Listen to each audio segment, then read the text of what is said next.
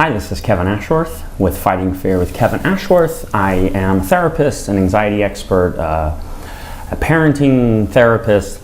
I do a video blog on anxiety, helping people overcome anxiety, helping people learn how to manage their distress, change their relationship with their thoughts. I'm the clinical director of Northwest Anxiety Institute in Portland, Oregon. If you have already subscribed to my channel, thanks for coming back. Today I'm going to talk about something that gets really confusing for people. Is this idea of what's the difference between stress and anxiety. Many parents want to know this when they're trying to understand if their kids are suffering with too much anxiety. But it's critical that we understand the difference, because how we go about managing our anxiety really is at the core of what we think it is. So let me give you an example. If you had to define stress, how would you do that? Stress typically is defined as something that is time limited, meaning there's a solution to a problem, most likely, and once that solution presents itself, or the problem passes, or even if the problem works out terribly, time moves on, and so that stressor is over. Whether that's a job interview, a final exam, a first date, all these things, after that experience, it's over. And it is stressful, meaning it kind of outstrips our capacity for emotional stuff and our cognitive ability. And if you add lots of stressors, we can feel very overwhelmed. But we're focused on an event, for good or for bad, because it matters to us. So that's stress in a very basic explanation. Now, how do we manage stress? What kind of things do we tell people that are stressed out? Well, we tell them to take breaks. We tell them to be kind to themselves. We tell people that manage stress to cope. So we do things like we get massages, and we get a good night's sleep, and we are realistic about our abilities to manage the thing or not, or we get reassurance from people and they tell us we're going to do great, and that's all really helpful. Some other times to get through stress, we do other things. We exercise the night before a big event or a stressful thing. We drink alcohol prior to going on a first date or hanging out in a social situation that's maybe more comfortable than you would expect. Some people use drugs to just kind of get stoned and not really have to worry about a difficult conversation with a loved one or a family member. But after that conversation is over, after the social event, after the job interview, after the flight on the plane that you only do once a year, it's over. So those become effective techniques because you get through it.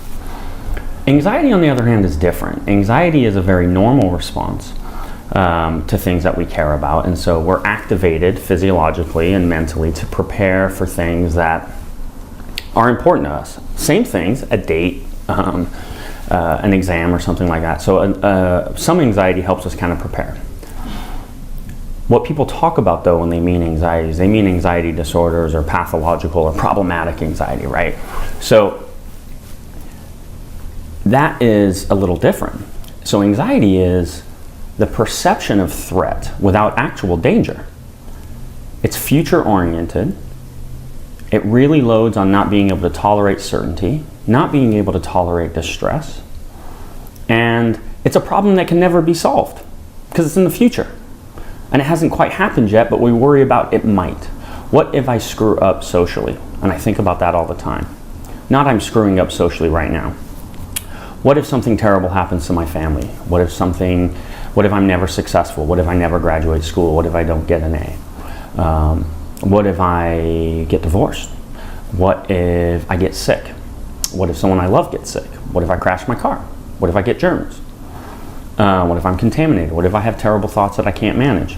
All of these things are future-oriented thoughts that evoke a terrible emotional experience, and then we use that emotional experience, it's called emotional reasoning, to give ourselves evidence that the thought has some weight, that there must be some proof in the thought.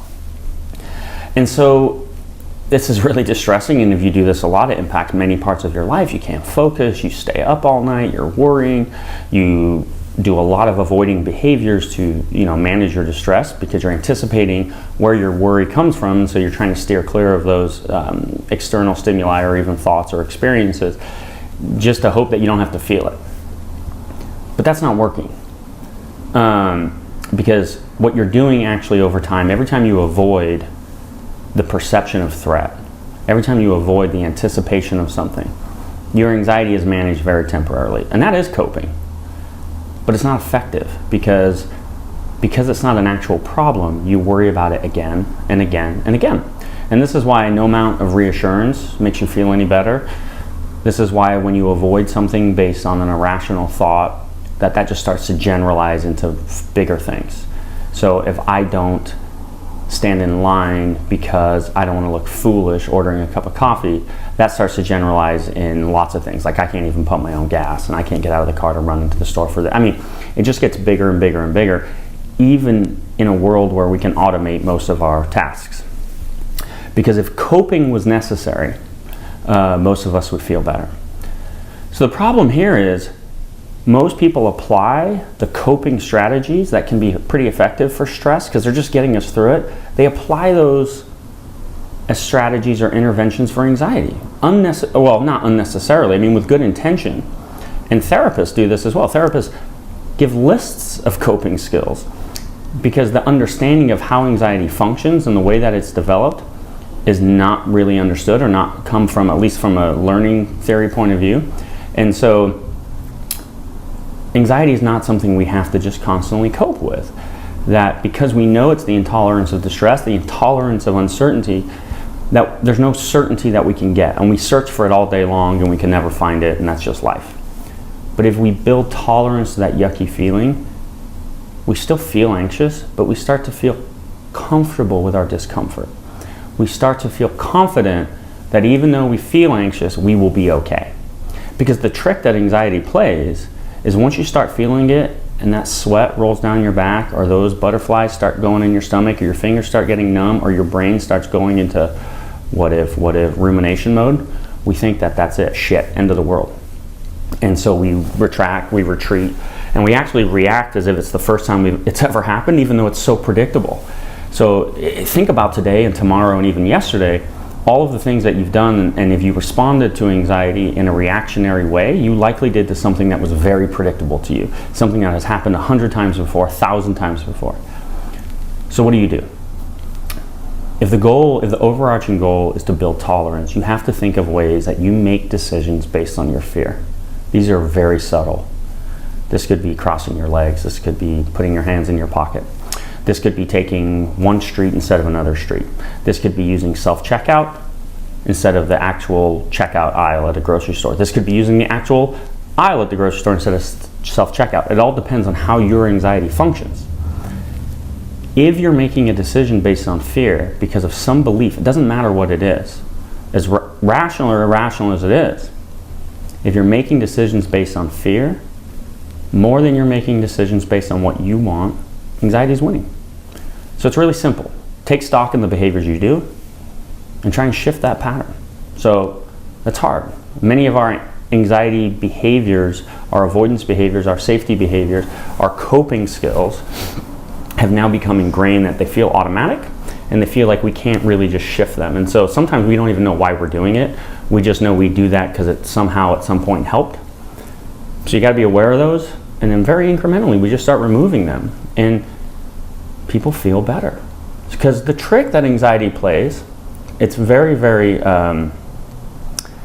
sneaky, but not really. It's sneaky like a 4-year-old, but it works, is when you avoid something, nothing bad happens. And the example I tell my patients is, if I avoid ever crossing the street because I'm worried that I'll get hit by a car, well, guess what? I've never been hit by a car. So my best conclusion is that's because I avoided. That worked. But what I've given up is leaving my block. I've given up a whole lot for the fear that something bad may happen. But I'm convinced that it hasn't yet because of my avoidance. But how do I know? And so in this analogy, I want you to cross the street. And once you cross the street 100 times, you get new data points of saying, I haven't been hit by a car yet, and now I'm on the other side of the street. So if you like this information and this seems to resonate with you, this is all based in a cognitive behavioral theoretical understanding. This is highly researched and backed by science. This is not just my opinion. I wish I could take credit for that.